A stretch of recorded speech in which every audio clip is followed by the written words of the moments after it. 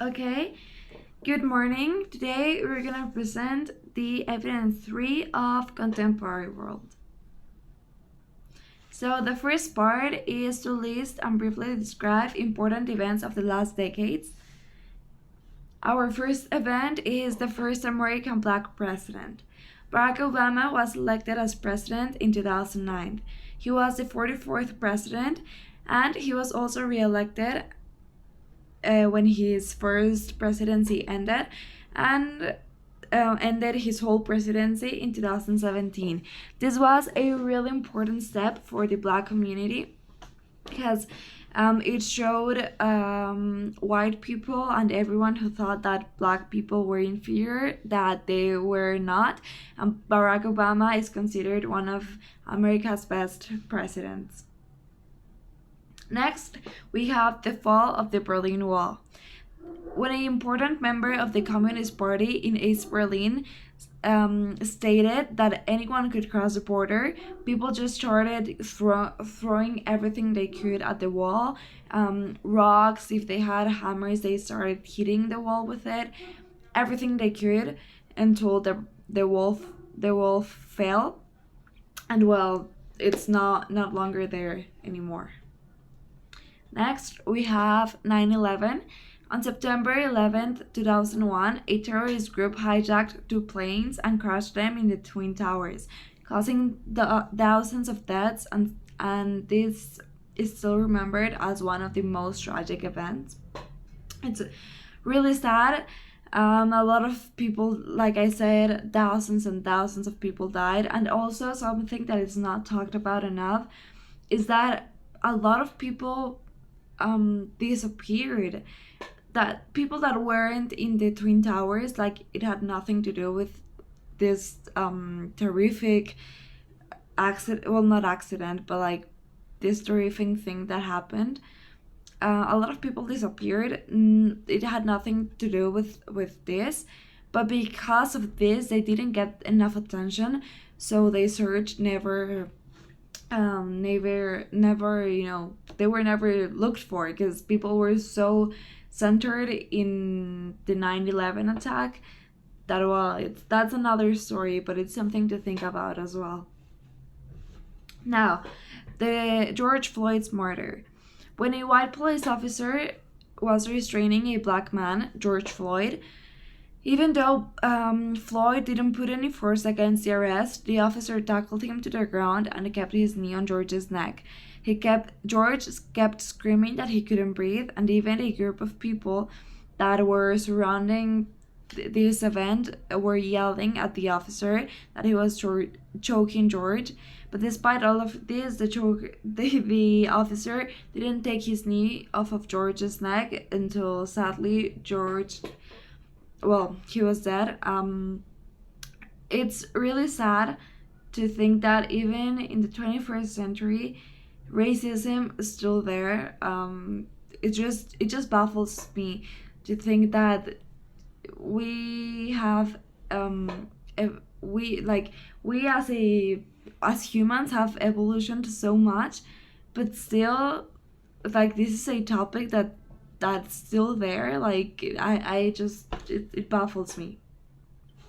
Now, COVID-19. Well, this is a global pandemic that started in China. We all first thought that it was contained in Asia, but it started spreading everywhere. This was in 2019, like at the end of November 2019.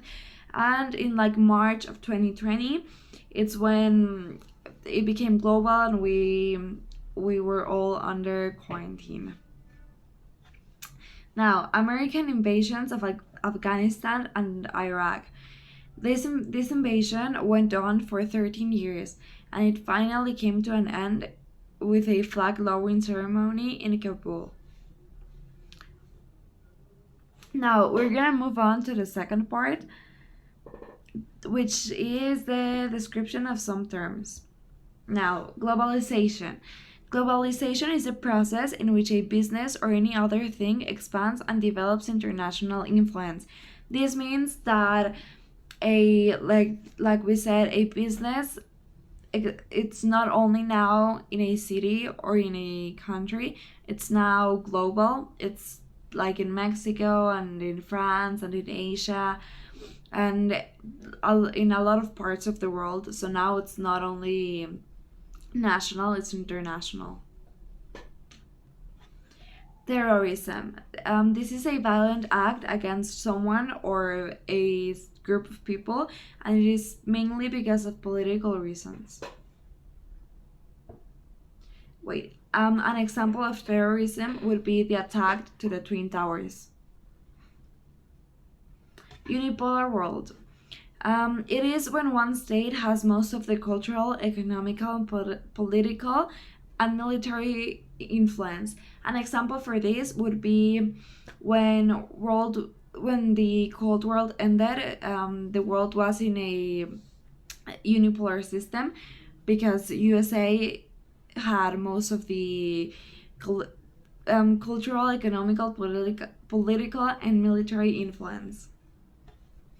Now, the digital era, this period in time is characterized by technology. Would be well, the present time. Um, right now, we cannot live without technology, even if we say we can. We are so used to having these tools. We wake up with them. We wouldn't be able to wake up in time without them. We make breakfast with them. We use the home electronics. We need our phone to connect with everyone, to make homework, to work, to study, to everything. Now, the last part is to answer some questions. Now, why did the globalization emerge? Because there was a global need of exchanging food, materials, clothes, everything. So some countries had more of something, so they started between countries, they started making alliances and making trades and selling stuff, and this is how globalization emerged. Now, in most cases, what caused the terrorist attacks in the 20th century? Like I said, the main reason will always be for political differences, but there were also three main reasons for terrorist attacks, which are psychological. When said terrorist does this because of a psychological disorder. Ideological would be kind of the same thing as political. This is when the group of terrorist attackers don't share the same ideologies, I'm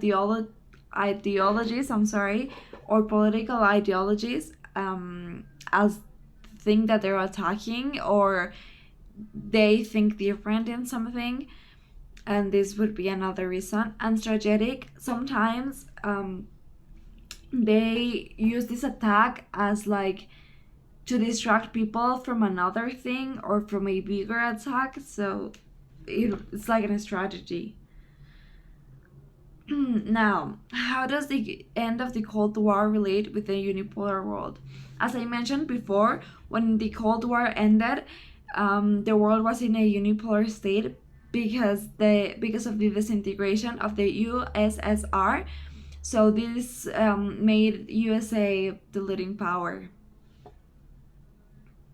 Now, how has the digital era influenced today's society?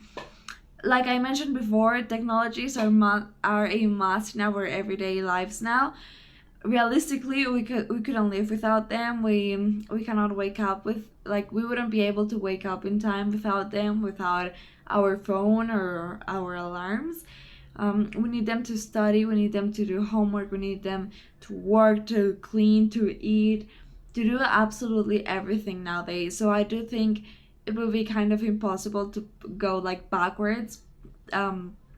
So yeah, the digital era has really influenced today's society. I don't think anyone could just, well, I mean, it is possible, but it's just hard. It's just harder, and we are so like the new generations do not know anything else than technology. We were born in this era and will probably die in it.